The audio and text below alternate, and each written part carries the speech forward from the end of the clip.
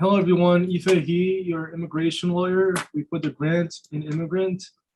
And I want to talk to you about our podcast, Lawyers for Immigrants. And the reason I like this podcast is because it's a resource. It's a resource for all those people out there who don't really know anything about the law, even though they're living in a country of laws, the US. And on this podcast, I interview different attorneys in different practice areas and how their work impacts and benefits immigrants. And at the same time, it helps these attorneys who would otherwise not be able to access these audiences, render their services to them. So it's a win-win for all those involved. And I wanted to tell you about our most recent guest on this podcast.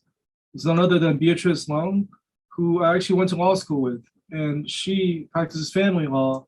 And during our discussion, we talked about a myriad of topics, including international abductions for people who got married in the US but then escaped.